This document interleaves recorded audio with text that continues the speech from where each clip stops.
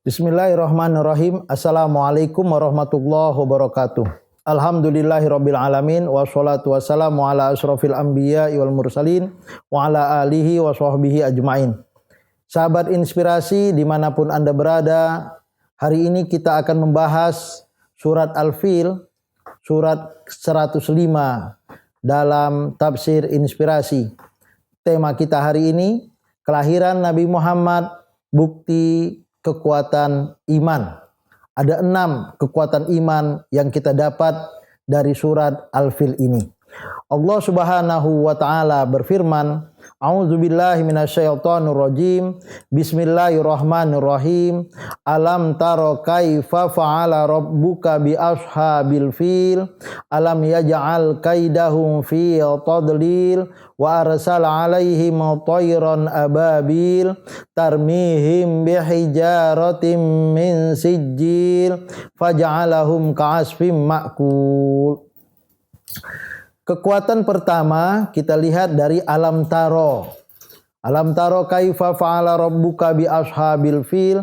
Tidakkah engkau melihat, wahai Nabi Muhammad, bagaimana Tuhanmu telah bertindak terhadap pasukan bergajah? Alam taro itu melihat. Sebenarnya Nabi Muhammad tidak melihat karena pada waktu itu Nabi Muhammad masih lahir. Kelahiran Nabi Muhammad dikenal kemudian dengan Amul Fil, tahun gajah, karena ada tentara Abrahah yang datang ke Mekah ingin menghancurkan Ka'bah. Tapi kenapa Allah Subhanahu wa taala ngotot harus menggunakan alam taro, melihat, bukan alam ta'lam, mengetahui? Karena Nabi Muhammad pasti tahu, karena ini adalah cerita yang turun-temurun disampaikan oleh orang-orang yang dicintai, bahwa pada waktu kamu lahir, Ka'bah atau Mekah lagi diserang. Allah Subhanahu wa taala tetap bertahan dengan alam taro karena melihat dengan mata hatimu, melihat dengan mata imanmu, melihat dengan mata hidayah Allah jauh lebih terang, jauh lebih tajam daripada melihat dengan mata kepala. Mata kepala, kalau kita melihat rel kereta api di sini, di sana itu pasti menyatu antara rel kanan dengan rel kiri. Padahal sebenarnya tidak. Inilah tipuan dari mata. Kita melihat sawah itu tambah ke ujung, tambah mengecil. Itulah yang kita gambar pada waktu kita kecil, bagaimana menggambar gunung dengan sawah. Tapi tidak dengan mata iman. Kita yakin bahwa perang gajah yang dimenangi oleh Allah Subhanahu wa taala dengan tetap eksisnya Mekah dan Ka'bahnya dan matinya gajah itu adalah kekuatan iman. Dan inilah dia yang kita kenal dengan peristiwa besar ketika kita mau berpikir dengan ide-ide besar kita.